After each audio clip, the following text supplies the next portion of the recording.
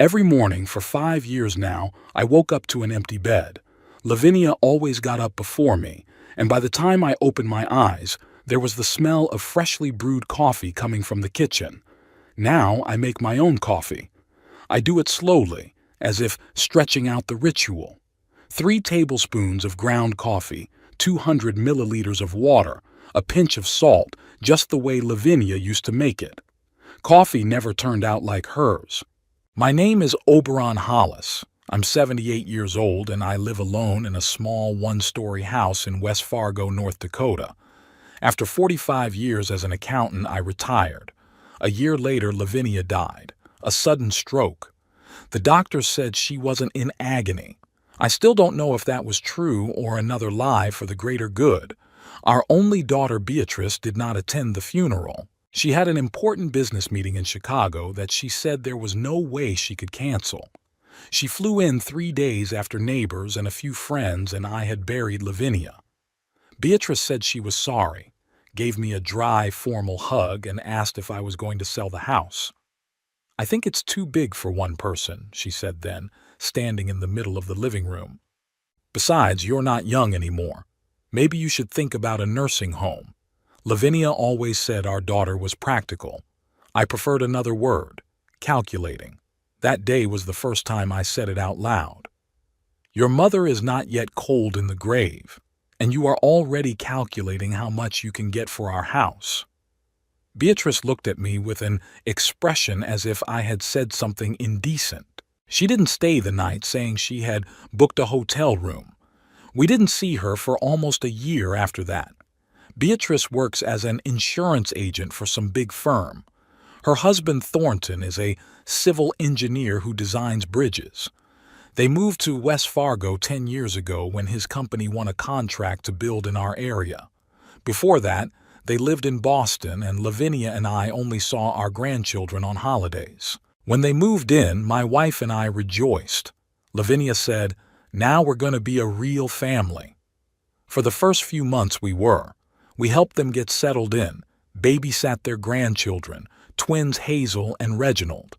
They were 9 years old then. Now they are 19 and I haven't seen them in 3 years. They are attending college on the East Coast. Relations with Beatrice and Thornton began to deteriorate shortly before Lavinia's death. They stopped inviting us over less and less, stopped bringing the kids.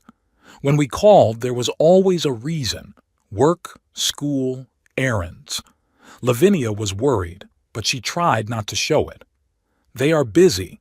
They have their own lives," she said, though I could see her secretly wiping away tears as she looked at pictures of her grandchildren. After my wife died, I became something like an ATM machine for them. Beatrice only called or stopped by when she needed money, whether it was to pay for the twins' college tuition, to fix up the house, or for a new car for Thornton.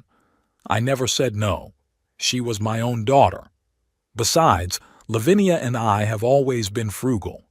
I have enough savings to last me the rest of my life, even if I live to be 100.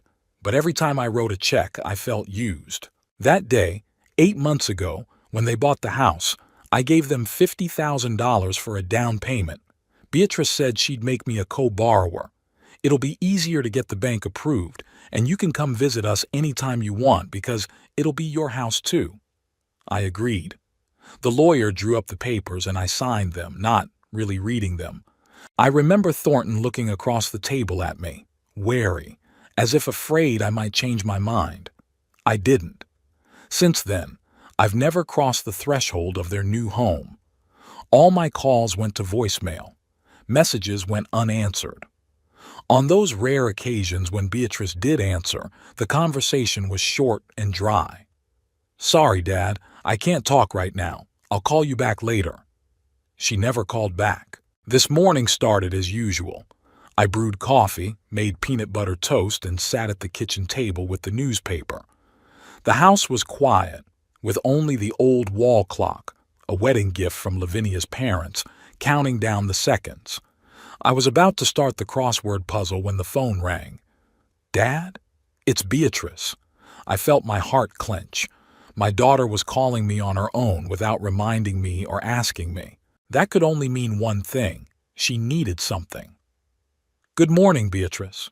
It's good to hear from you.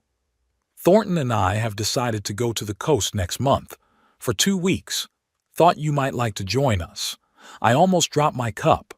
It's the first time I've been invited anywhere in 5 years. "To the coast?" I asked, not believing my ears. "Yes, in Maine. We have a cottage booked near Kennebunkport. 3 bedrooms, ocean view. Thornton says the fishing's great there." I was never much of a fisherman, and Beatrice knew it. Lavinia loved to fish. We often went to a local lake where she could sit for hours with a rod and I would read a book in the shade of a tree. After she died, I sold all the fishing gear. "Sounds wonderful," I said, wondering what the catch was. "But why all of a sudden?" "We just thought you could use a change of scenery," she said, a touch of irritation in her voice. "You hardly ever leave the house. You can't stay inside all the time." It was true. After Lavinia died, my world had shrunk to the size of my house and the nearest supermarket. Sometimes I'd go to the park to feed the ducks, but lately even that had become difficult. My knees weren't the same anymore. "When do you plan to go?" 3 weeks from today. The 15th. We can pick you up on the way. We'll take your passport, credit card, and some clothes. You don't need anything else. The cottage has everything you need. Something in her words made me wary. She was too detailed. But on the other hand, maybe I really am too suspicious. Maybe they'd finally decided to patch things up. "Okay," I said after a pause. "I'll go with you." "Good." Beatrice's voice was visibly cheerful. "Then I'll see you on the 15th. Be ready at 8 o'clock in the morning." She hung up without waiting for my answer. I sat staring at the phone for a long time. Part of me was excited about the upcoming trip, the opportunity to spend time with my daughter. The other part, the part that had become much more cynical after all those years of neglect, was waiting for a catch. 3 weeks flew by. I packed as Beatrice had asked. Passport, credit card, a few sets of clothes, medications. I decided to take cash, just in case. $1,000 was in an envelope in the breast pocket of my shirt. On the day of departure, I woke up at 6 in the morning, although Beatrice said to be ready by 8. I couldn't sleep with excitement. I made coffee, ate breakfast, and sat at the living room window looking out at the driveway. The minute hand of the wall clock made circle after circle. 8, 8:30, 9. At 9:30, I started to worry. Maybe they'd had an accident? Maybe they forgot? I was about to call when a shiny black SUV pulled into the driveway. Beatrice got out of the car, elegant in a light-colored pantsuit. Thornton stayed behind the wheel, keeping the engine running. "Sorry I'm late, Dad," she said, entering the house without knocking. "Traffic on the way out of town. Are you ready?" I nodded, pointing to the small suitcase by the door. "I've been waiting a long time." "Great," she gave me an assessing look. "Please tell me you're not going to ride in those pants." I looked at my old but clean and ironed gray pants. "What's wrong with them?" Beatrice rolled her eyes, a gesture she had adopted from her mother as a teenager. "They look like they're 100 years old. Don't you have anything decent?"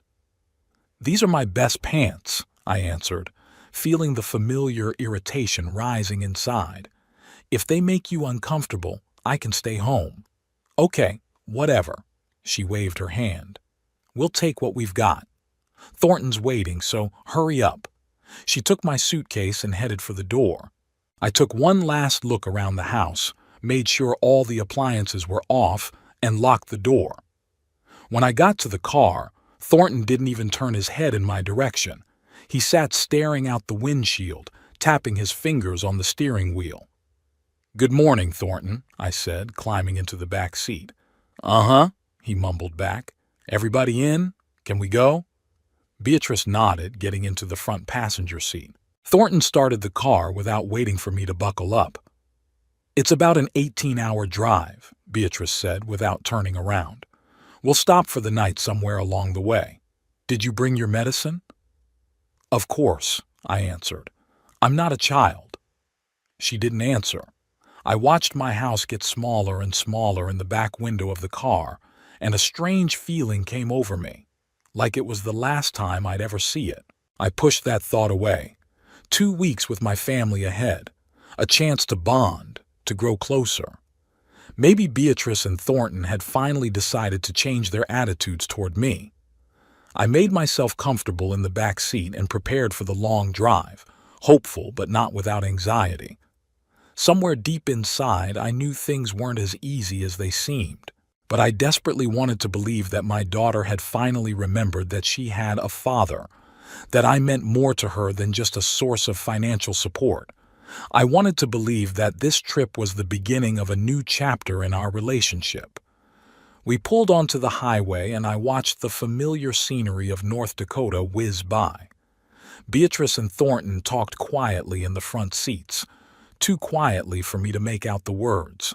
Sometimes they laughed, and I caught myself thinking I couldn't remember the last time I'd heard my daughter laugh. I closed my eyes, lulled by the monotonous noise of the engine and the thought that maybe things could still be fixed. Perhaps this trip was what we all needed. The first 2 hours of the ride passed in silence. I stared out the window at the fields and the occasional farmhouse. Thornton drove the car with concentration, and Beatrice typed something into her phone. Every once in a while, she'd show her husband the screen and they'd exchange short remarks, too quiet for me to make out.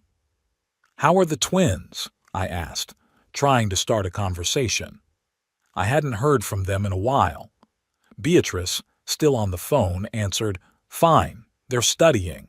Hazel has a new boyfriend, some musician. And Reginald? Does he still want to be a doctor?" "I think so," she shrugged. "He's taking a chemistry class right now. He says it's hard." Thornton chuckled.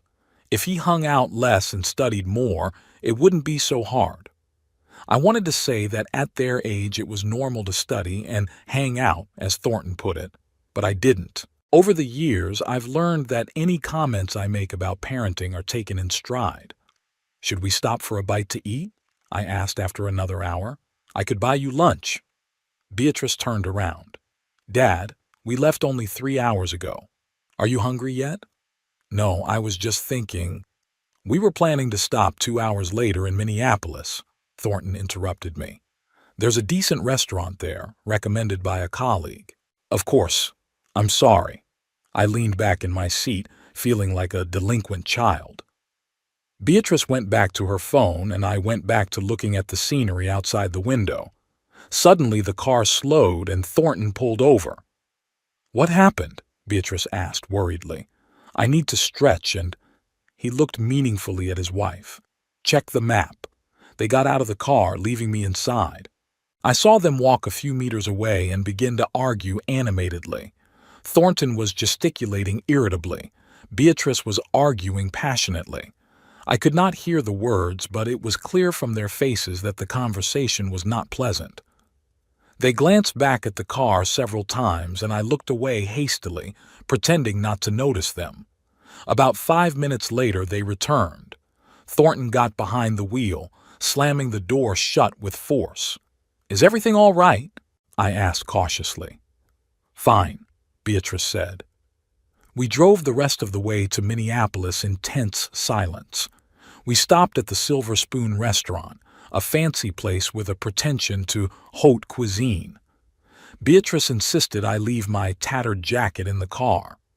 "They have a dress code, Daddy," she said, as if she were explaining the obvious to a child. I obeyed, though I felt uncomfortable without my jacket. The restaurant's air conditioning was on full blast. We were escorted to a table by the window. A young waiter in a snow-white shirt handed us leather-covered menus. I could hardly make out the names of the dishes. The font was small, and I had left my glasses in my jacket. "Have you made up your mind?" Beatrice asked after a minute. "Not yet," I squinted, trying to read the description of some salmon dish. "Maybe you should choose something simpler," Thornton suggested. "Soup of the day or pasta?" "I'd like fish," I said stubbornly. Beatrice rolled her eyes. "Dad, you know you have stomach problems. Remember the last time you got sick after eating seafood?" Last time? What is she talking about? I haven't had seafood with them in years, and I don't have any stomach problems. Beatrice, you're confused. You better order the pasta. She slammed the menu down. Thornton, have you chosen? And so began a series of petty humiliations. They ordered me pasta when I wanted fish. They chose water instead of the wine I asked for. When the waiter brought the food, Beatrice asked me to cut my pasta into small pieces to make it more convenient for Daddy. I'm perfectly capable of handling my own food, I said, feeling the color flood my face. Sure you are, Daddy. She patted my hand with that condescending smile usually reserved for cranky children or old people out of their minds. Thornton grinned openly. I wouldn't want a repeat of that incident at the Olive Garden. Remember, darling, when your father dropped spaghetti on his shirt and we had to buy him a new one? Oh yes, Beatrice laughed. It was so embarrassing. I looked at them in bewilderment. There was no incident at the Olive Garden. I hadn't been to the restaurant with them in years. They were making up these stories to make me look like a feeble old man. It never happened, I said firmly. Dad, come on. Beatrice continued to smile, but there was a twinkle of irritation in her eyes. You just forgot. It's normal at your age. I wanted to object, but I realized it was useless. Instead, I silently began to eat my pasta, chewing not so much the food as the resentment. After lunch, we continued on our way. This time, Beatrice took the wheel, and Thornton sat next to me in the back seat. He opened his laptop and immersed himself in his work, completely ignoring my presence. By late afternoon, we reached a small town in Wisconsin where we planned to spend the night. Beatrice had booked 2 rooms at a roadside motel, one for herself and Thornton, the other for me. Make yourself comfortable, Dad, she said, handing me the key. Thornton and I are going to have dinner at the bar across the street. I could join you, I suggested. You better get some rest, Thornton cut him off. It's a long day tomorrow. They left, leaving me alone in a featureless room with worn carpet and a bedspread that smelled of cheap detergent. I sat on the edge of the bed, feeling fatigue and frustration pile up on my shoulders. What am I doing here? Why did I agree to this trip? In the morning, they knocked on my door at 7 o'clock. Hurry up, Dad, Beatrice shouted. We have to leave in 30 minutes. I washed and dressed and went out to the car. Thornton was already behind the wheel, tapping his fingers impatiently on the steering wheel. Good morning, I said, climbing into the back seat. Uh-huh, he mumbled back. Everybody ready to go? Let's go. Beatrice handed me a paper bag. We got you breakfast, cinnamon bun and coffee. Thank you. I was touched by the gesture. Maybe it wasn't so bad. I took a sip of the coffee and grimaced. It was cold and tasteless. The bun was stale. The day passed in monotonous traffic on the highway. We only stopped for gas and the restroom. Every time I asked for a stop, Thornton sighed irritably, and Beatrice said we were already behind schedule. By the evening of the second day, we reached Kennebunkport. The cottage they had rented turned out to be a spacious 2-story house overlooking the ocean. 3 bedrooms, living room with fireplace, fully equipped kitchen. Everything looked expensive and elegant. Your room is upstairs, last door on the right, Beatrice said, handing me the key. Make yourself comfortable. Dinner is at 8. I walked up the stairs, dragging my suitcase with difficulty. No one offered to help, though Thornton easily carried 4 huge suitcases. My room was the smallest in the house, with a narrow bed and a view of the neighbor's garage instead of the ocean. I unpacked, showered, and went downstairs for dinner. Beatrice and Thornton were sitting on the patio, sipping wine. There were 3 plates of pasta and salad on the table. Ah, Papa, Beatrice raised her glass. How do you like the room? It's nice, I lied. Thank you. We thought you'd be more comfortable on the second floor, Thornton said. Quiet. I didn't bother reminding him that, at my age, climbing stairs several times a day wasn't the most pleasant thing to do. Instead, I sat down at the table in silence and began to eat. Thornton and I are going to the winery tomorrow, Beatrice announced. A tasting tour. You'll probably want to stay here and rest, won't you? It wasn't a question. Actually, I'd love to see the winery, I said. Beatrice and Thornton exchanged glances. It's a long tour, Dad, Beatrice said softly. A lot of walking, and the tasting. It doesn't go well with your medication. I can skip the tasting, I insisted, and I'm perfectly capable of walking. Listen, Oberon, Thornton put down his fork. The tickets have already been purchased. The group is limited. We can't add you at the last minute. I understand. I lowered my eyes to my plate, feeling a wave of anger and resentment rising inside. Don't feel bad, Dad. Beatrice patted my arm. We'll bring you a nice bottle of wine. I didn't say anything. Dinner ended in awkward silence. This is how the first 3 days of our family vacation went. Beatrice and Thornton would leave in the morning, then to the winery, then to yachting, then to golf, and return late in the evening. I stayed alone in the cottage, wandering the beach, reading old magazines found in the living room, and wondering why they had invited me at all. On the 4th day, they announced that we were going to a restaurant that evening. All of us. It's a very nice restaurant, Daddy, Beatrice said. You should wear something decent. I put on my only suit, the one I'd buried Lavinia in. It was baggy. I'd lost a lot of weight in 5 years, but it was the best I had. When I came down to the living room, Beatrice grimaced. Daddy, that suit, it looks like a funeral. It does, I replied dryly. It's my funeral suit. Thornton chuckled. At least it's black. You can't tell how old it is in the dark. The restaurant turned out to be a swanky place overlooking the ocean. The maitre d' escorted us to a table by the window. I could feel the stares of the other diners' elegant couples in expensive clothes, and felt even more acutely how ridiculous I looked in my baggy suit. Beatrice had ordered an aperitif for everyone, a fancy gin cocktail. Daddy, you'll like it, she said. It's not strong. I wanted to argue that I didn't drink gin, but I didn't. When the menu arrived, I found that the prices were only on Thornton's menu. Order me a steak, please, I asked my son-in-law. Medium rare. Steak? Beatrice shook her head.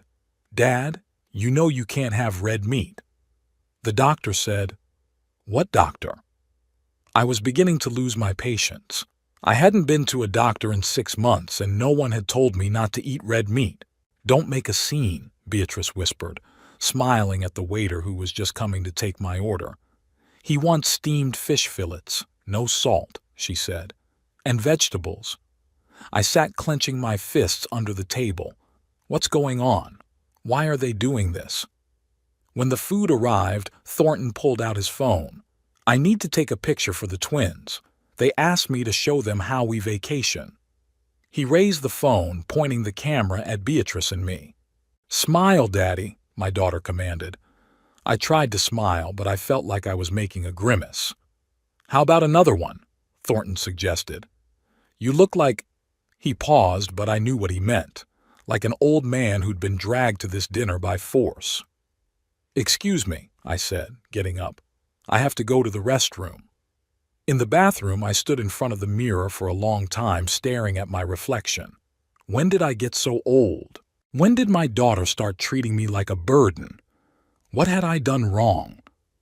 Returning to the table, I found Beatrice and Thornton chatting animatedly with a couple at a neighboring table, an elegant woman about Beatrice's age and a man in an expensive suit. Ah, Papa, Beatrice turned to me. This is Elizabeth and Richard. They are also vacationing here. Nice to meet you, I nodded. Oberon came with us from West Fargo, Beatrice explained. We decided he shouldn't be alone at his age. Oh, how kind of you, Elizabeth said. My father is old too, but he refuses to travel. He says you can't replant old trees. You're lucky your father is so easygoing, Richard said to Beatrice. My father-in-law is a tyrant. He can't get me out of his house. He's never satisfied. Oh, our father has a temper too. Beatrice looked at me meaningfully. Right, Dad? I silently picked at the tasteless fish with my fork. "You know," Beatrice continued, "sometimes I feel more like a mother than a daughter. I have to make sure that he takes his medicine, that he eats right. Yesterday I caught him trying to pour himself a whiskey with his blood pressure." I froze. That was an outright lie. I haven't had whiskey in years, preferring a glass of wine with dinner, and there's nothing wrong with my blood pressure. "Beatrice," I began, but she continued, ignoring me. "And last week he almost started a fire in the kitchen. Forgot to turn off the stove." "That's not true," I raised my voice. "I haven't been in your house in months." Beatrice smiled indulgently. "You see, my memory's not what it used to be. You were at dinner last Friday night, Dad." "No, I wasn't." I felt my hands shaking. "You know that very well." "Dad, don't start," she said with a steely tone in her voice. "I'm sorry," she said to Elizabeth and Richard. "He can be difficult sometimes." "Oh, we understand." Elizabeth nodded sympathetically. "Old age is no fun." I stared at them all, feeling a wave of anger rising inside me. They were talking about me like I wasn't here, or as if I were no longer a person, but an inanimate object, a burden to be taken care of. "Excuse me." I stood up abruptly from the table. "I need some air." I walked out of the restaurant without looking back. The ocean breeze hit my face, bringing with it the smell of salt and seaweed. I inhaled deeply, trying to calm myself down. What's going on? Why is Beatrice lying about my condition? Why are they making me look like an infirm old man out of his mind? And then it hit me. They want something. Something they can only get if I look incapacitated. Money? A house? Guardianship? I stood on the boardwalk, looking out at the dark water, and suddenly felt very alone and vulnerable. What if they really are trying to declare me incapacitated? What if this trip is just part of their plan? "Dad?" Beatrice's voice brought me out of my reverie.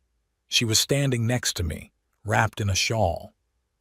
"Are you all right?" "Why are you lying about my health?" I asked her bluntly. "I'm not lying." She put her hand on my shoulder. "It's just that you forget a lot of things. That's normal at your age." "I wasn't at your house for dinner last week," I said firmly, "and I didn't try to pour myself a whiskey, and nothing happened to the stove." Beatrice sighed. "Daddy, let's not make a scene. Elizabeth and Richard have invited us to dinner at their house tomorrow. It'll be embarrassing if you keep acting like this." "I'm not going out with you," I said. "In fact, I think I'd better go home." "Don't be silly." She squeezed my shoulder tighter. "How will you get back? Take a cab to West Fargo?" She laughed as if I'd said something incredibly funny. "Let's go back. Thornton's already paid. There's a car waiting for us." I realized I had no choice, at least not now. I obediently followed my daughter to the exit of the promenade, where Thornton and his cab were waiting for us. I sat in silence in the car, staring out the window at the lights of the coastal town floating by. Beatrice and Thornton were talking quietly in the front seat. I could hear bits and pieces of phrases. "It's too soon. We should wait a couple more days. He's starting to suspect something." I felt a chill run down my spine. They were up to something, something to do with me. And whatever it was, it didn't bode well for me. Back at the cottage, I went up to my room, locked myself in, and lay on the bed without undressing. Sleep did not come. I lay staring at the ceiling, trying to figure out what was going on. One thing I knew for sure was that I had to stay alert. Beatrice and Thornton were up to something, and I had to be ready.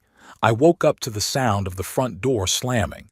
The sun was already high in the sky, and the clock on my bedside table read almost 10 in the morning. Strange, I usually woke up much earlier. It must have been the sleepless night and all the worries of the last few days. When I went downstairs, I found the living room empty. There was a note on the kitchen table, written in Beatrice's neat handwriting. "Daddy, Thornton and I went on a field trip to a neighboring town. We'll be back late tonight. There are sandwiches in the refrigerator for lunch. Don't miss us. B. I opened the fridge. Indeed, there was a plate with 2 sandwiches wrapped in food wrap on the shelf. I wasn't hungry, so I just poured myself a glass of orange juice and went out onto the terrace. The day promised to be beautiful. Cloudless skies, a light breeze off the ocean, the cries of seagulls. In another situation, I would have enjoyed this morning, but now all my thoughts were occupied with Beatrice and Thornton's strange behavior. I decided to take a walk on the beach. Maybe the fresh air would help me make sense of the situation. When I got back to my room, I changed into more appropriate clothes for the walk, grabbed my wallet, and left the house. The beach was only a 5-minute walk away. Despite the beautiful weather, there weren't many people. A few families with kids, a couple of elderly people walking their dog, and a lone surfer surfing the waves. I found a vacant bench overlooking the ocean and sat down, exposing my face to the sunlight. As time passed, I sat there, lost in thought. Something was bothering me. Beatrice's note seemed too ordinary after last night's incident at the restaurant. Not a word of apology, not a hint of our conversation. It was as if nothing had happened. By noon, I was hungry and decided to go back to the cottage for sandwiches.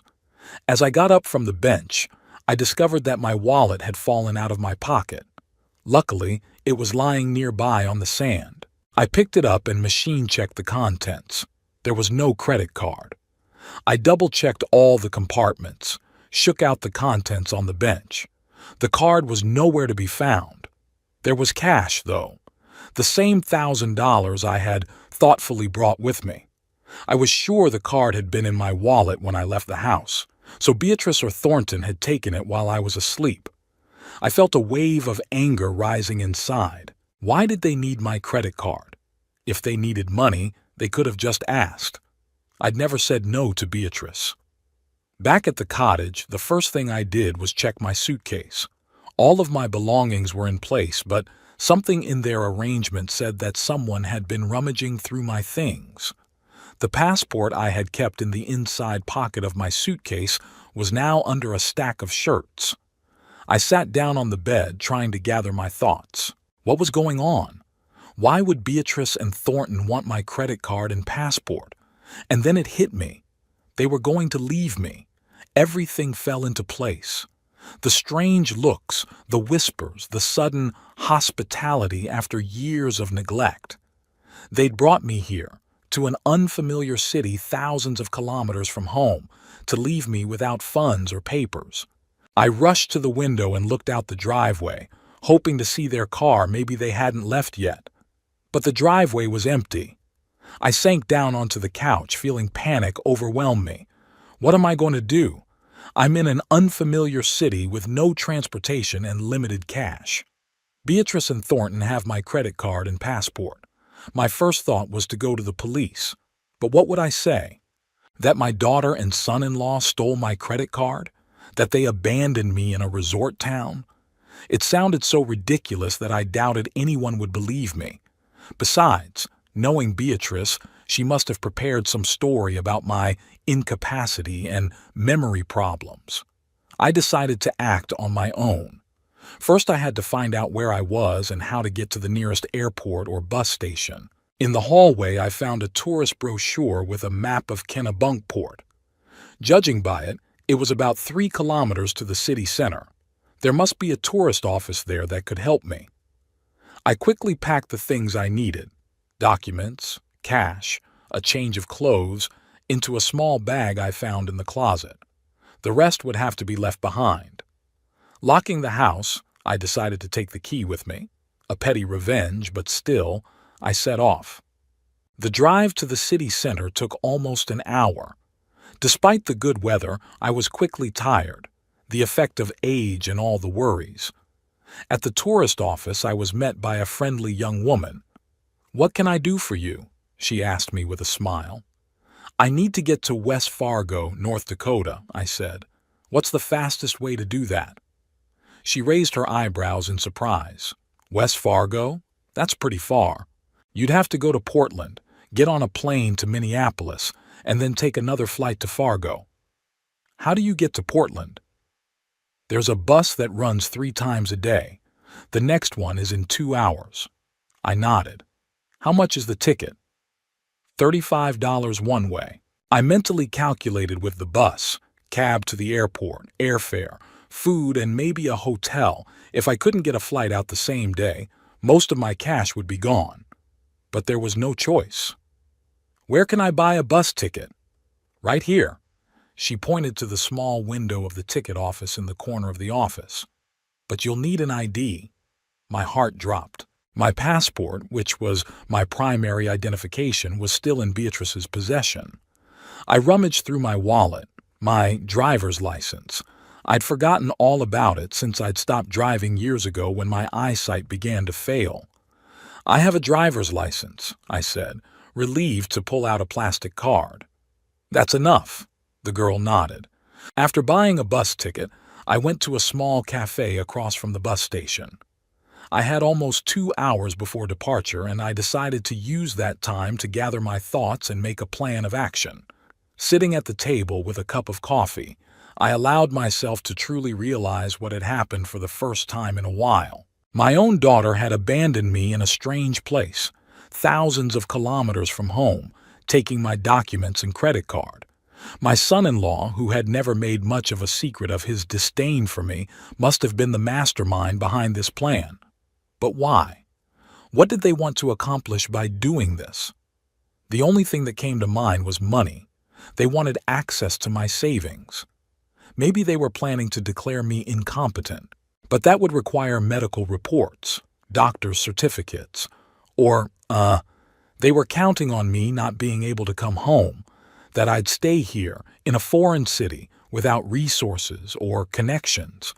The more I thought about it, the clearer it became that their plan hadn't been well thought out. They didn't take into account that I had any cash left. They didn't take my driver's license. They hadn't considered that I could seek help from the local authorities or the bank to block the card.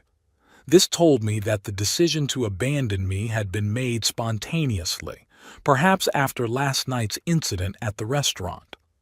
I began to understand their logic. They had brought me here, hoping for something. What? But my behavior last night had thrown their plans into disarray. So they decided to get rid of me. The bus to Portland was half empty. I sat by the window, watching the coastal landscape change to rolling hills. The ride took about an hour, and the whole time I couldn't stop thinking about Beatrice. Where had I gone wrong in her upbringing? When had my little girl, whom Lavinia and I loved so much, turned into a calculating and heartless woman? In Portland, I went straight to the airport. There I was in for an unpleasant surprise. The next flight to Minneapolis was not until the next day, and it cost a lot more than I had expected. Almost $800. I had a little over $900 left after buying the bus ticket and lunch. I stood in front of the flight schedule board, feeling despair come over me in a wave. I could buy a ticket, but then I'd have virtually no money left for food and transportation in Minneapolis. What if the flight to Fargo is just as expensive? "Can I help you?" A voice came from behind me. I turned around. Standing in front of me was an older woman in an airport employee's uniform. "Yeah, I'm trying to get home," I said. "West Fargo, North Dakota. But flights are very expensive and I'm on a tight budget." She nodded sympathetically. "Yes, in the high season, the prices bite. But there may be alternatives. Have you considered the bus option?" "A bus? To North Dakota?" "Yeah, there's a Portland to Chicago to Minneapolis to Fargo. Takes 3 days, but it's a lot cheaper than airfare. 3 days on a bus didn't sound very appealing, but I had no choice." "Where can I find out more information?" She walked me to the bus company's information desk, located right inside the airport building. Indeed, a ticket to Fargo via Chicago and Minneapolis cost only $230. The bus was leaving in 4 hours. I bought the ticket, feeling a huge sense of relief. At least now I had a concrete plan. I would get home, even if not as quickly as I would have liked. I spent the remaining time before departure in the small airport cafeteria, reflecting on my life and my relationship with my daughter. I remembered how Beatrice had been as a little girl, a smart, inquisitive girl with dimples in her cheeks when she smiled. How she would bring drawings for Daddy from school, how she would ask me to read to her before bedtime, how she would trustingly put her little hand in mine when we crossed the road. When did things change? In adolescence? In college? Or later, when she met Thornton? I remembered how she'd brought him to meet us. Lavinia immediately disliked her future son-in-law, though she tried not to show it. "There's something about him. Insincere," she told me later. I brushed it off then, thinking it was just maternal jealousy. No one would be good enough for her girl. Now I realized Lavinia was right. There really was something fake about Thornton. He always seemed too kind, too attentive, when it was to his advantage. At other times, he barely concealed his irritation and disdain. After the wedding, Beatrice became more and more like her husband. Her calls became shorter and less frequent. Her invitations to visit became more and more formal. When they had twins, Lavinia and I hoped it would bring us closer together, but the opposite happened. Beatrice and Thornton built a wall between us and the grandchildren, and then the requests for money started. Small amounts at first, for repairs, for vacations, for the children's school. Then bigger ones. I never said no, partly because I wanted to help my daughter, partly out of guilt. I thought I had made a mistake somewhere in her upbringing, and now I was trying to make up for it with financial support. The largest was a $50,000 contribution to their new home. Beatrice had come to me with this request shortly after Lavinia's death. "We want to move to a better neighborhood with good schools for the kids," she explained, "but we don't have enough for a down payment." I agreed without hesitation. Lavinia had left a substantial insurance policy, and I wanted that money to benefit the family. Plus, Beatrice had promised that I'd be put on the paperwork as a co-borrower, just in case, so you'd always have a place to come. I remembered the day we signed the papers in the lawyer's office. Beatrice was unusually affectionate, Thornton unusually friendly. I signed all the papers with barely a glance. I remember the lawyer asking if I was sure I wanted to be a co-borrower and not just give money as a gift. A co-borrower is liable on the mortgage but also has rights to an interest in the property, he explained. I nodded, not really getting into it. What did it matter if the house would still belong to my daughter and grandchildren after I died? Now, sitting in an airport cafeteria thousands of miles from home, I wondered for the first time, what exactly did I sign then?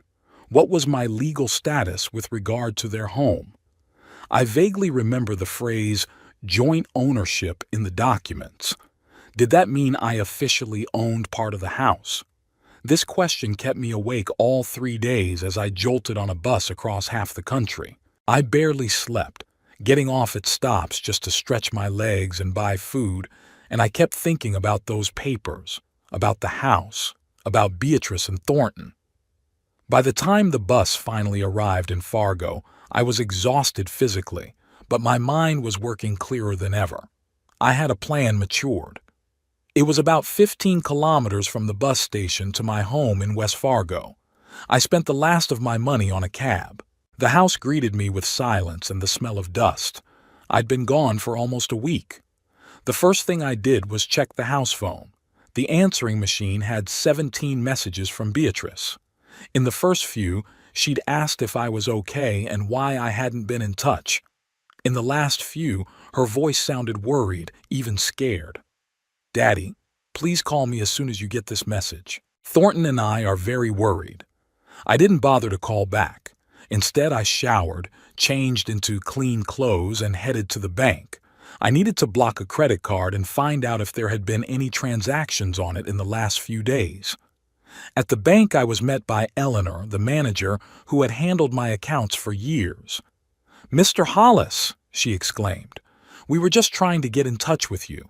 Your daughter came by yesterday saying you lost your credit card while you were on vacation." "I didn't lose it," I replied calmly. "Beatrice took it without my knowledge and left me alone in Maine with no means of support." Eleanor looked shocked. But she said that you instructed her to block the card. That's a lie. I want to know if there have been any transactions on my card in the last week, and if so, which ones? She ran a quick check on my account. Yes, there have been several transactions. 3 days ago, a cash withdrawal from an ATM in Portland, $5,000. And yesterday, an attempted transfer of $20,000 to Beatrice Hollis's account, but it was declined because it exceeded the daily limit. I felt everything go cold inside. They hadn't just abandoned me, they were trying to empty my accounts. I want to block the card and issue a new one, I said, and renegotiate all access to my accounts. Beatrice shouldn't have any access. Of course, Mr. Hollis, Eleanor nodded. We'll do everything immediately.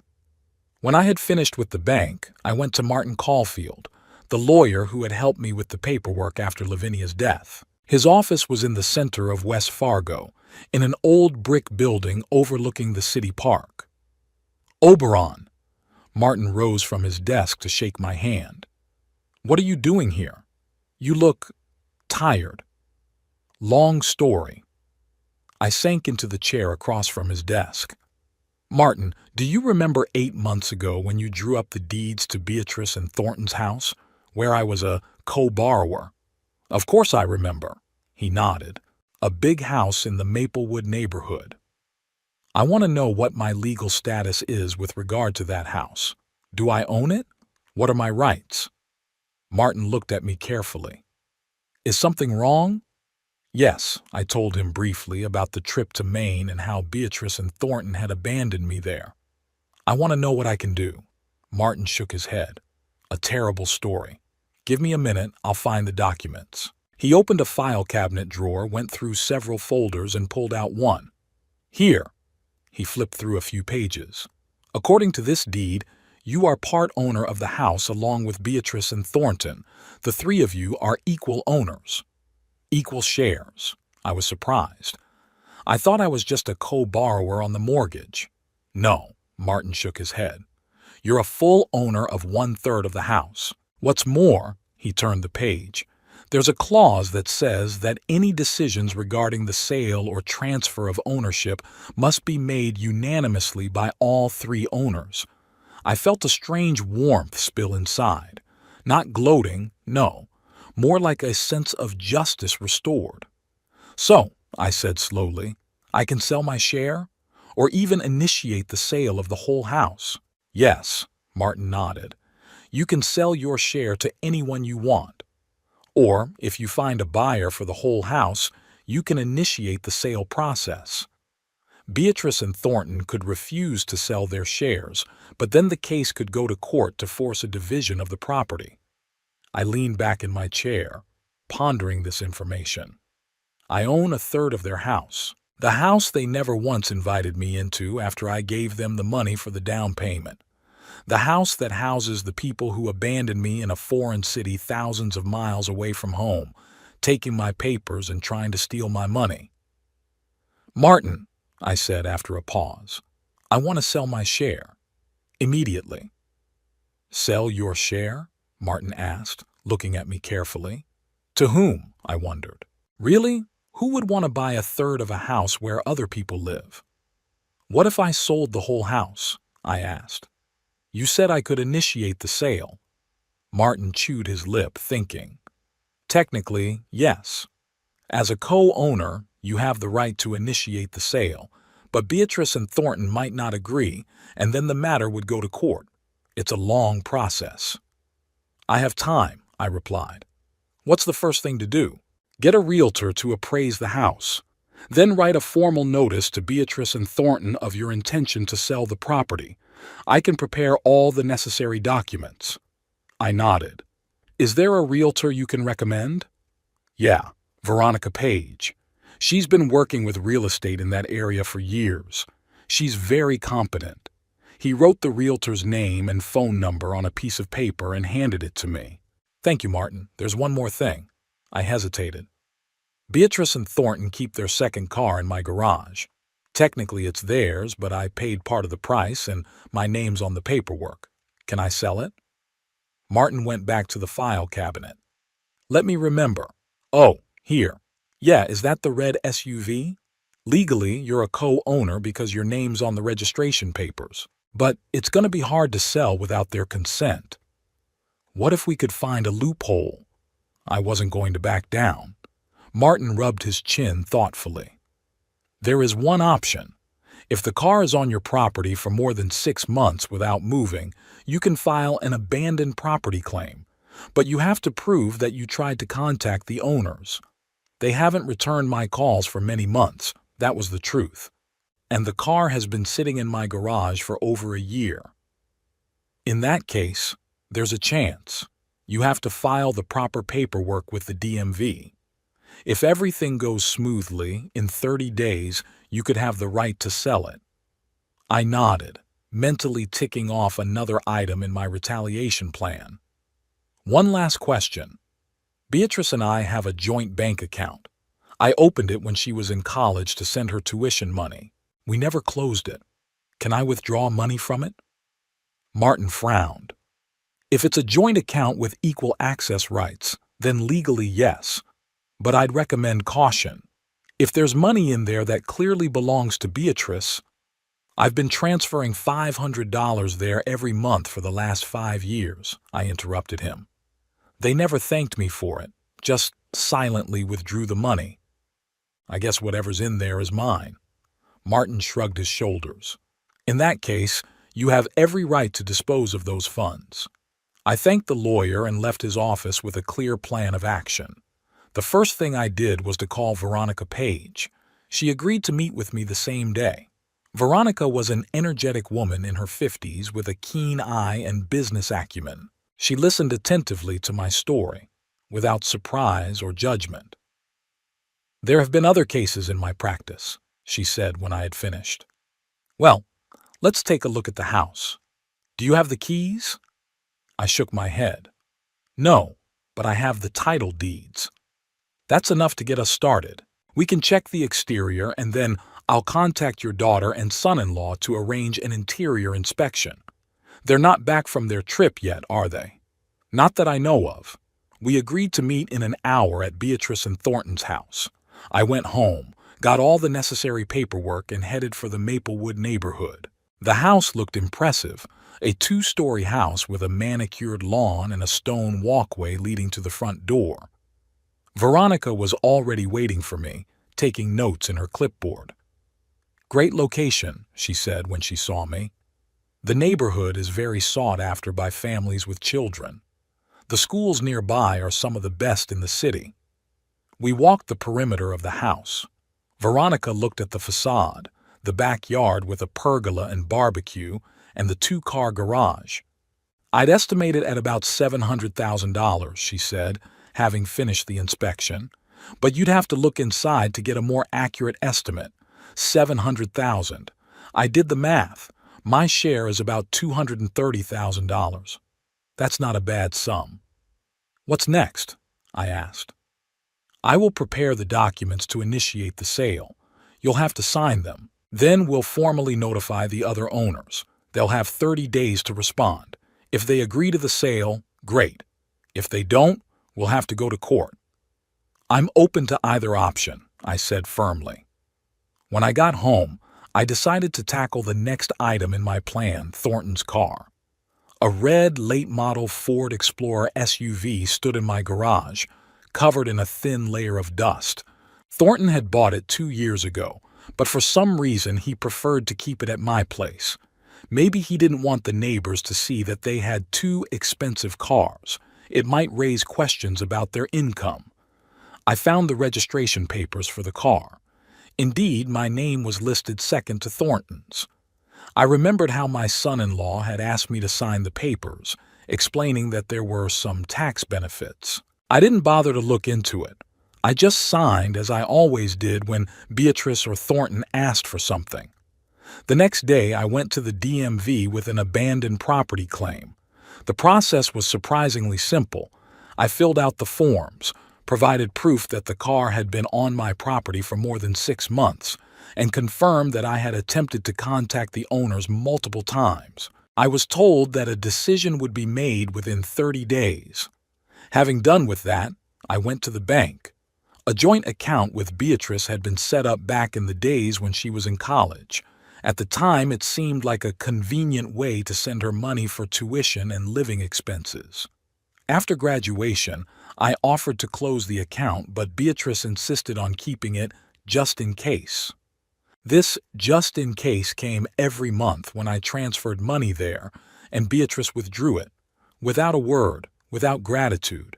I had long since stopped wondering what she was spending it on. Eleanor met me again at the bank. "Mr. Hollis, that's twice in one day," she smiled. "What else can I do for you?" "I want to check the balance and transactions on the joint account with Beatrice," I said. Eleanor nodded and turned to the computer. "The current balance is $27,400, she said. "The last transaction was your transfer of $500 a week ago, $27,000. I was surprised.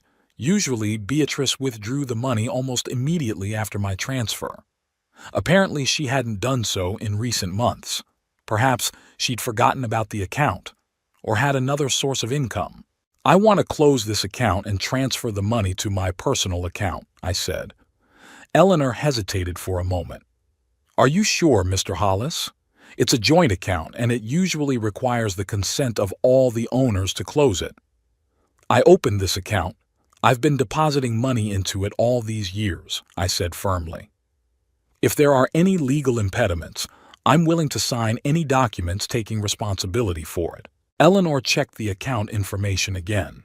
"Indeed, according to the transaction history, all the deposits were made from your side. In that case, you have the right to close the account. But I must warn you, your daughter can challenge this decision." "Let her try," I answered. "I am ready to provide all the necessary proof that the money belongs to me." The process of closing the account took about an hour. I had to sign several documents confirming my decision and taking responsibility for any possible claims from Beatrice. In the end, $27,400 was transferred to my personal account. As I left the bank, I felt a strange sense of relief. It was as if I had broken another thread that bound me to my daughter and son-in-law, a thread that had long ago become a heavy chain. I spent the next 2 weeks actively looking for a new place to live. My home, though cozy, was full of memories, of Lavinia, of Beatrice the child, of happy times that would never return. Besides, Beatrice knew the address, and I wanted to disappear from her life completely. I found a small but bright apartment in a new development on the other side of town. The neighborhood was quiet, with lots of parks and a lake nearby.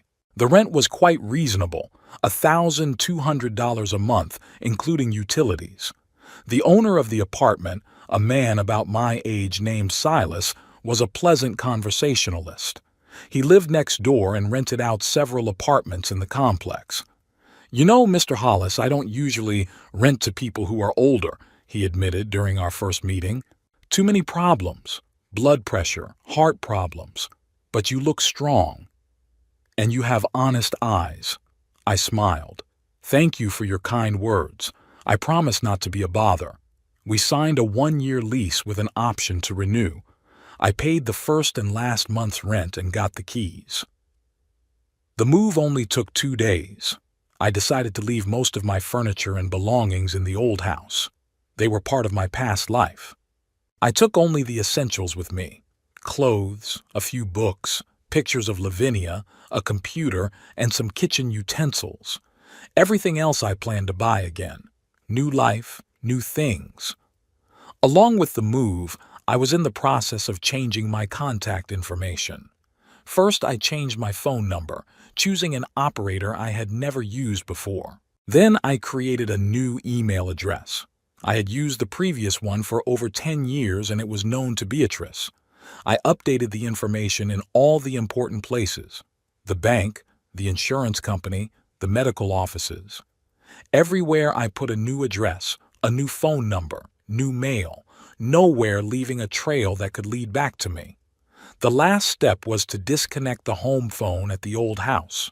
Before doing so, I listened to all the messages from Beatrice. Over 30 of them had accumulated. Her voice was becoming increasingly anxious, even panicked. In the last messages, she threatened to go to the police if I didn't get in touch. I wasn't moved by that. I just erased all the messages and called the phone company to disconnect the line. 3 weeks after I returned from Maine, two important events occurred. First, the DMV granted my abandoned property claim and issued me paperwork, allowing me to sell Thornton's car. Second, Veronica Page reported that she had found a potential buyer for the house who was willing to pay $720,000. "That's a very good offer," she said, "especially since the buyer is willing to act quickly. But we still need Beatrice and Thornton's approval. Have they received the notice yet?" "Yes, I sent it by registered mail to the address of the house. But there's no reply yet." I nodded.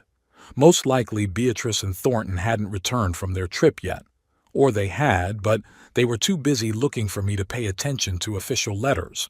The next day I went to the car dealership to sell Thornton's SUV. I chose a dealership in a neighboring town to minimize the chances of anyone recognizing the car. The used car repurchase manager, a young man named Brandon, took a close look at the SUV. "Excellent condition," he said. "Low mileage, only 20,000 miles. I can offer you 42,000. I knew Thornton had paid about 60,000 for the car 2 years ago, but 42,000 was a reasonable price for a used car." "It's a deal," I said. It took about 2 hours to finalize the deal. I provided all the necessary paperwork, including the DMV's decision to declare the car an abandoned property. Brandon wrote me a check for $42,000, which I immediately took to the bank. Back in my new apartment, I felt a strange satisfaction. The revenge plan was beginning to bear fruit. I had sold Thornton's car, emptied the joint account, and soon I might be selling their house. All the threads that bound me to my daughter and son-in-law were severed. A new address, a new phone number, new mail. I sat in a chair by the window overlooking the lake, sipping tea, and reflected on how my life had changed over the past month. The pain and resentment hadn't disappeared, but they had transformed into something else, into determination, into a desire for justice. The next day, I got a call from Veronica. "Mr. Hollis, I have news. The buyer insists on closing the deal as soon as possible. He's willing to increase the offer to $75,000 if we close within a week." "What about Beatrice and Thornton's consent?" "The notice period expires in 3 days. If they don't respond, we can take legal action to force a sale. Given the circumstances and the fact that you are a full co-owner, the chances of a favorable decision are very high." I wondered. Litigation meant additional costs and time, but on the other hand, the buyer was offering an excellent price. "Let's go ahead with the plan," I decided. "If Beatrice and Thornton don't respond by the deadline, we'll start legal proceedings." "Great," Veronica said. "I'll contact you as soon as I have news." 3 days later, Beatrice and Thornton still had not responded to the notice. Veronica initiated court proceedings to force the sale. "It's going to take some time," she warned. "But all things considered, I'm pretty sure the court will be on our side." I nodded. I had time. But Beatrice and Thornton, when they finally returned and found their house for sale, would have much less time. Life in the new apartment was slowly getting better. I bought the furniture I needed, made the space my own. I got to know my neighbors, mostly elderly couples or single people my age. We sometimes met in the common courtyard, discussed the weather, shared news. None of them knew my story. To them, I was just Oberon, a widower who had recently moved from another neighborhood. It gave a sense of freedom that I hadn't experienced in a long time. A week after the legal process was initiated, I got a call from Veronica. "Mr. Hollis, I have some unexpected news. Beatrice and Thornton have come forward. They contacted me through their attorney. I'm tense." "What are they saying?" They claim you're incapacitated and have no right to your share of the house. Their lawyer provided some medical documents supposedly confirming the early stages of dementia. I felt my anger boiling up inside of me. That's a lie. I haven't had any medical tests for dementia. That's what I thought, Veronica said. Don't worry, we can easily disprove these claims. You will have to undergo an independent medical examination to prove your competence. I'm willing to undergo any tests, I said firmly. Good. I'll contact several specialists and arrange for the examination. In the meantime, the sale is on hold until the question of your legal capacity is resolved. After my conversation with Veronica, I sat looking out the window at the lake for a long time. So that was their plan. They wanted to declare me incompetent so they could gain control of my finances. Going to Maine was part of that plan. Perhaps they wanted to create a situation where I would look confused, unable to take care of myself. But their plan failed. Not only had I returned home on my own, but I had taken over the initiative. Now they were trying to get even by providing fake medical documents. Well, I'll win that battle too. And then I would take what was rightfully mine. My share of the house they never thought was mine, even though I had invested not only money in it, but hopes for a family happiness that never came. It's been almost 2 months since I returned from Maine. An independent medical examination had fully confirmed my capacity. 3 different specialists, a neurologist, a psychiatrist, and a gerontologist, agreed that I was of sound mind and memory. Their opinions were submitted to the court, and Beatrice and Thornton's attempt to have me declared incompetent failed. Court proceedings to force the sale of the house were resumed. The buyer, fortunately, did not back out of the deal, although he reduced the offer to $700,000 because of the delay. I agreed to that price. After all, it wasn't so much about money as principle. That morning I sat in a cafe near the courthouse, waiting for a call from Veronica. Today was supposed to be the final hearing in the forced sale case. I didn't go to court. I didn't want to meet Beatrice and Thornton. Veronica represented my interests. The phone rang at 11 sharp. Mr. Hollis? Veronica's voice sounded excited. The court has ruled in our favor. The forced sale has been approved. The house will be sold for $700,000 and your share will be $233,333.33. I felt the tension I'd been carrying around all these weeks begin to let go. Thank you, Veronica. You did a great job. Beatrice and Thornton are furious, she continued.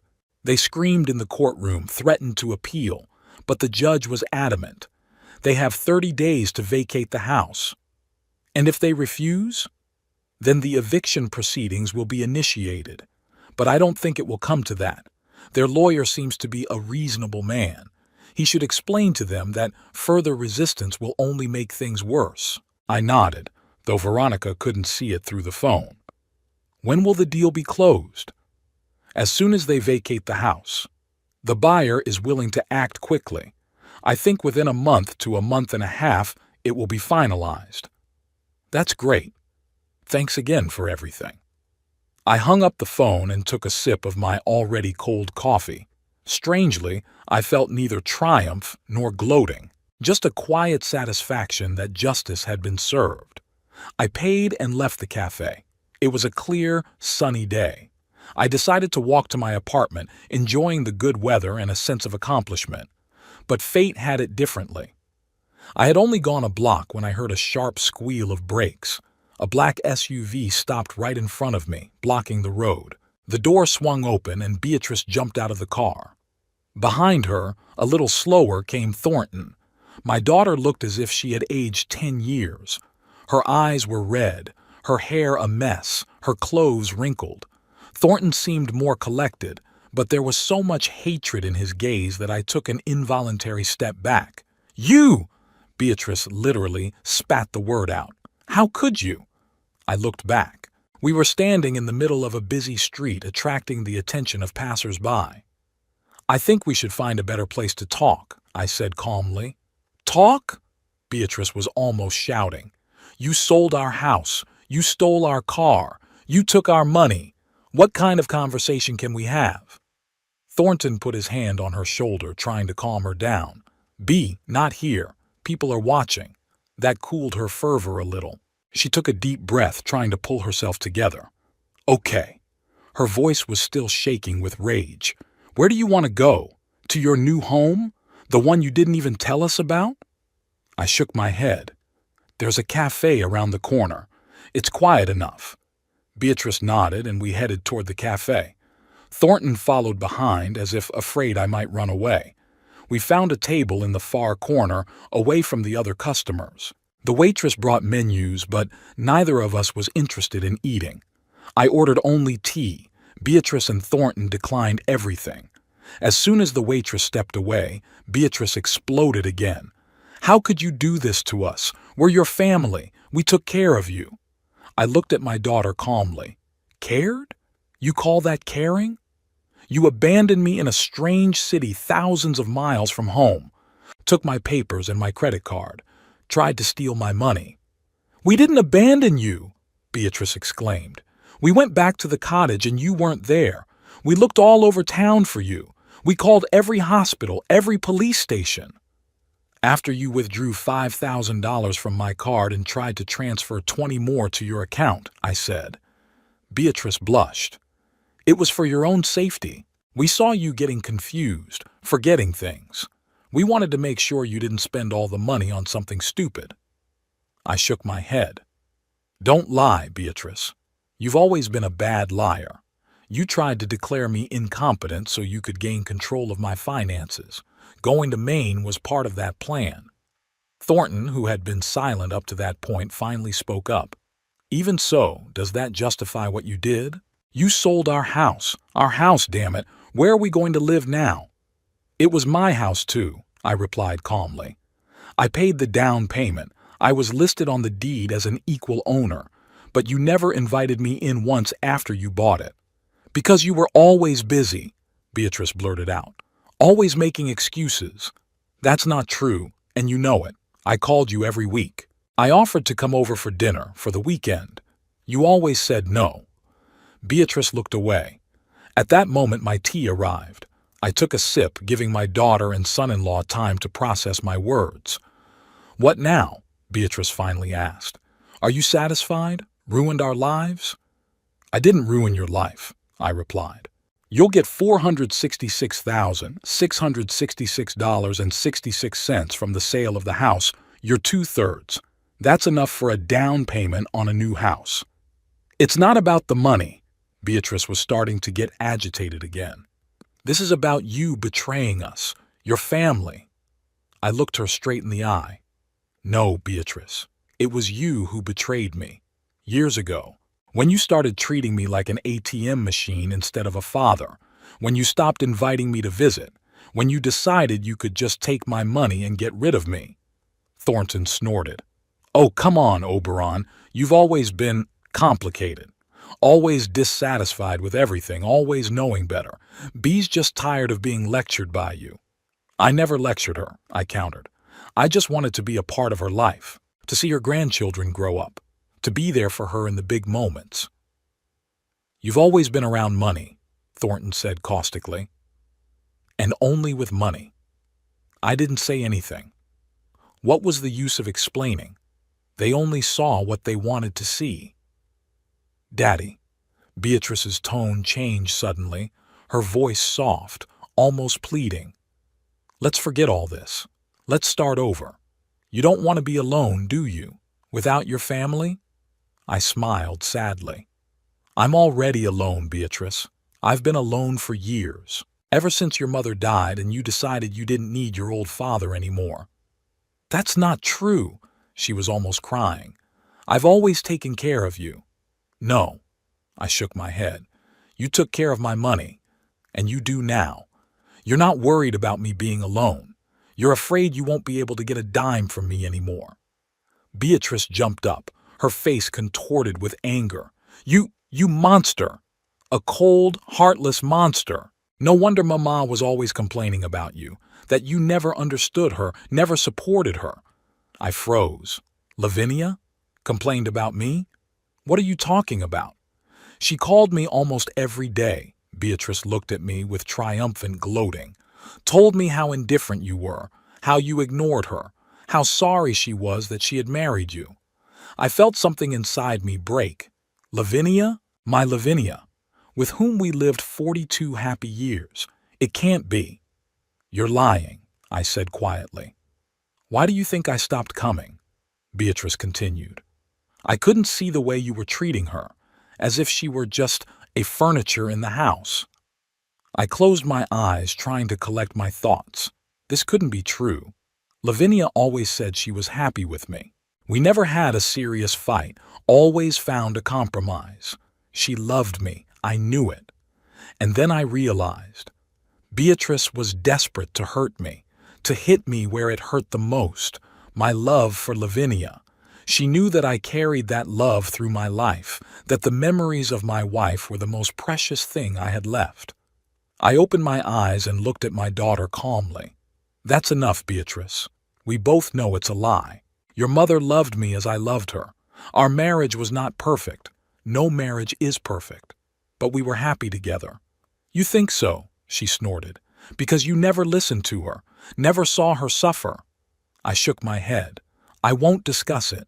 I won't let you tarnish your mother's memory just to hurt me. Thornton, who had been watching the scene with a kind of grim satisfaction, finally intervened. All right, enough drama. Let's get back to business. You sold our house. What do you want in return? You want us to apologize? Okay, I'm sorry we left you in Maine. It was stupid. We weren't thinking. I looked at him in surprise. Did he really think a simple sorry was enough? I don't want anything from you, I said. No apology, no explanation. I just want you to leave me alone. Leave you alone, Beatrice interjected. You're our father. We're family. No, Beatrice. We haven't been family for a long time. A family doesn't abandon each other in a strange town. A family doesn't steal money. A family doesn't try to have its members declared incompetent for profit. It wasn't for profit, she exclaimed. We wanted to protect you. From what? I asked. From being able to control your own money? From the freedom to decide how to live your life? Beatrice couldn't find an answer. Thornton put his hand on her shoulder. Come on, Bea. It's no use. He won't listen. I finished my tea and put the cup on the table. Goodbye, Beatrice Thornton. I hope you find a good home, and I hope we never see each other again. You can't cut us out of your life so easily. Beatrice was indignant. We are your family. Hazel and Reginald are your grandchildren. Grandchildren. I haven't seen in 3 years, I pointed out, who don't even call on Christmas or birthdays. No, Beatrice. I've been out of your life for a long time. It's just that now I've made it official. I stood up, left the money for my tea, and headed for the exit. Beatrice jumped up, blocking my path. You're going to regret this, she hissed. When you die alone with no family around, you'll regret it. I stepped around her and said calmly, No, Beatrice. I'd be sorry if I kept clinging to the illusion of a family that didn't really exist. Goodbye. I left the cafe without looking back. I walked down the street, breathing in the fresh air, feeling lighter with each step. It was as if I had dropped a heavy weight that I had been carrying for many years. When I got back to the apartment, I sat in a chair by the window looking at the lake. The sun was setting, coloring the water with golden tones. It was peaceful on my soul, like I hadn't been in a long time. Sure, Beatrice's words about Lavinia had hurt me, but I knew it was a lie. My wife loved me as I loved her. We had our difficult moments, as in any long marriage, but we always overcame them together. Beatrice was just trying to hit a sore spot, and I wouldn't let her do it. A month later, the house was officially sold. My share, $233,333.33, went into my account. Together with the money from the sale of Thornton's car and the funds from the joint account, I had just over $300,000, more than enough to live comfortably at my age. I didn't know what Beatrice and Thornton had done with their share. I didn't know where they lived, what they did, and I didn't want to know. That chapter of life was closed to me. Sometimes, of course, I thought about my grandchildren. Hazel and Reginald must be graduating from college by now. I hadn't seen them in so long that I would hardly recognize them when I met them. Sometimes I wondered if Beatrice and Thornton had told them what had happened. And if so, in what version? They probably pictured me as a crazy old man who had sold their house out of spite or senile dementia. But that didn't bother me. I knew the truth, and lived in peace with that truth. My life in my new apartment was quiet, measured. I made a few acquaintances among the neighbors, elderly people just like me. We would sometimes get together to play cards or just talk. None of them knew my story, and I preferred to keep it that way. One day, about 6 months after the house was sold, I received a letter, a plain paper letter, no return address. The handwriting on the envelope was unfamiliar. Inside was a postcard of the ocean, the same coastline in Maine where I'd been with Beatrice and Thornton. On the back were just a few words. "Thank you for the truth, Hazel." I stared at that postcard for a long time, not knowing what to think. Hazel? My granddaughter? How did she know where I lived? And what did she mean by the truth? Maybe Beatrice and Thornton had told the children what had happened after all? Or did Hazel find out some other way? And why was she thanking me? I thought about writing back, but realized I didn't know where to send the letter. There was no return address on the postcard. In the end, I just put the postcard in the desk drawer where I kept Lavinia's pictures and a few memorabilia.